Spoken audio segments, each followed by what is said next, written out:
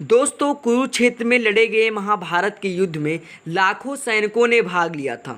अब सवाल ये उठता है कि लाखों लोगों का भोजन कौन बनाता था।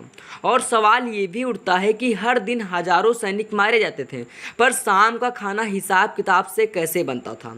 अब ये सब कैसे होता था, आइए जानते हैं इस कथा के माध्यम से। इससे पहले मैं आप लोग को यह कथा बताऊं, उससे पहले आप लोग हमारे चैनल पर नए हैं तो हमारे चैनल को सब्सक्राइब कर लीजिएगा और वीडियो अच्छा लगेगा तो लाइक भी कर देना। तो दोस्तों, मैं आप लोग का समय बर्बाद ना करते हुए इस कथा के ओर बढ़ता हूं।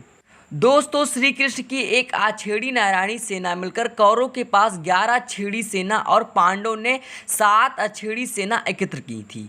अब इस तरह से सभी लोगों की सेना मिलकर 45 लाख से ज़्यादा लोगों ने इस युद्ध में भाग लिया था। अब सबसे बड़ा सवाल ये उठता है कि इन सभी लोगों का भोजन कैसे बनता था, यानी कि 45 लाख से ज़्यादा लोगों का भोजन कैसे बनता था। दोस्तों, उडुपी के राजा बनवाते थे महाभारत युद्ध में सैनिकों के लिए भोजन। दोस्तों, महाभारत युद्ध की घोषणा हुई तब सभी राज्य के राजाओं ने अपना अपना पक्ष तय कर रहे थे, कोई कौरवों के तरफ तो कोई पांडवों के तरफ। इसी तरह कई राज्य के राजा अपना अपना पक्ष तय कर रहे थे। दोस्तों, मान्यताओं के अनुसार उन्हीं में से एक उडुपी के राजा थे। उन्होंने श्री कृष्ण के कहने पर भोजन बनाने का प्रावधान संभाला। मान्यताओं के अनुसार उन्होंने श्री कृष्ण के पास जाकर उनसे कहा कि इस युद्ध में लाखों योद्धा शामिल होंगे और युद्ध करेंगे, लेकिन इनके लिए भोजन का प्रबंध कैसे होगा। और उन्होंने कहा कि बिना भोजन के कोई भी योद्धा लड़ नहीं पाएगा। मैं चाहता हूं कि दोनों पक्षों के लिए भोजन का प्रबंध मैं ही करूं। और श्री कृष्ण ने उडुपी के राजा को इसकी अनुमति दे दी। दोस्तों, अब सवाल ये उठता है कि कैसे तय होती थी भोजन की मात्रा।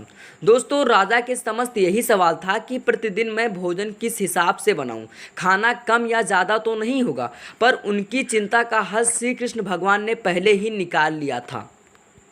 आश्चर्य की बात है कि 18 दिन चलने वाले इस युद्ध में कभी भी खाना कम नहीं पड़ा और ना ही ज़्यादा। अब यह कैसे संभव हुआ, इस तरह से निकला इसका हल। युद्ध के अंत के बाद युधिष्ठिर ने पूछा कि आप किस तरह से जान लेते थे कि आज इतना ही भोजन बनाना है। तब उडुपी के राजा ने इसका स्नेह श्री कृष्ण को दिया। उडुपी के राजा ने युधिष्ठिर से कहा कि भगवान श्री कृष्ण उबली हुई मूंगफली खाते थे। जैसे मान लो उन्होंने 10 मूंगफली खाई तो मैं समझ जाता था कि दूसरे दिन 10,000 सैनिक मारे जाएंगे। अतः दूसरे दिन मैं 10,000 सैनिकों का खाना नहीं बनाता था। इस प्रकार भगवान श्री कृष्ण के द्वारा सैनिकों को पूरा भोजन भी मिल जाता था और अन्न का अपमान भी नहीं होता था।